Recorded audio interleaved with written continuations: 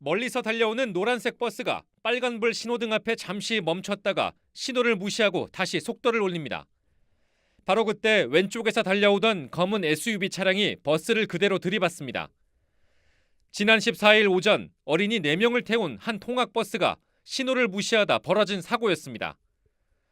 당시 사고 영상이 공개되자 지역 온라인 카페와 SNS에서는 평소에도 신호를 위반하거나 운전 중에 휴대폰을 보는 통학버스 기사를 봤다는 목격담이 줄을 이었습니다. 대부분 위험천만한 운전 행태를 고발하는 내용이었습니다. 실제 최근 3년간 경남에서 발생한 어린이 통학버스 사고는 110건, 해마다 36건씩 일어난 셈인데 모두 신호 위반과 불법 유턴 등 안전 부주의 탓이었습니다. 운전기사들은 아이들의 등하원 시간을 맞추기 위해서는 어쩔 수 없다고 말합니다. 같이 맞추잖아요. 기다리고 있잖아요. 그럼 심의위반 안 하고 시간 해도 못 맞추지만은.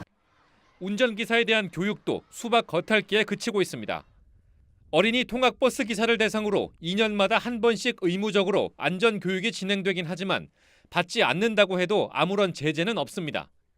채용 과정도 허술합니다.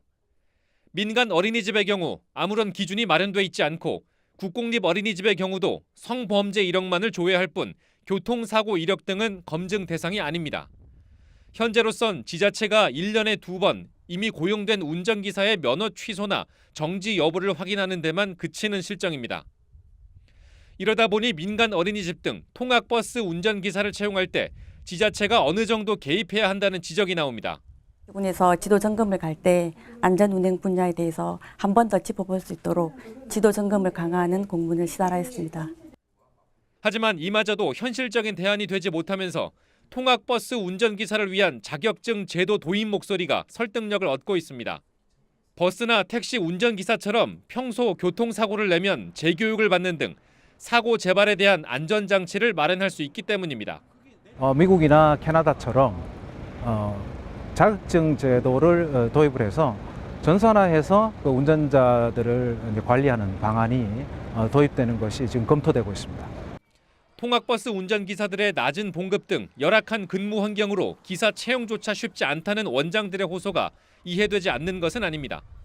하지만 아이들의 목숨을 책임지는 운전기사의 막중한 책임감을 고려한다면 안전을 담보한 기사의 자격증 제도는 필요해 보입니다. 현장 출동 송국희입니다.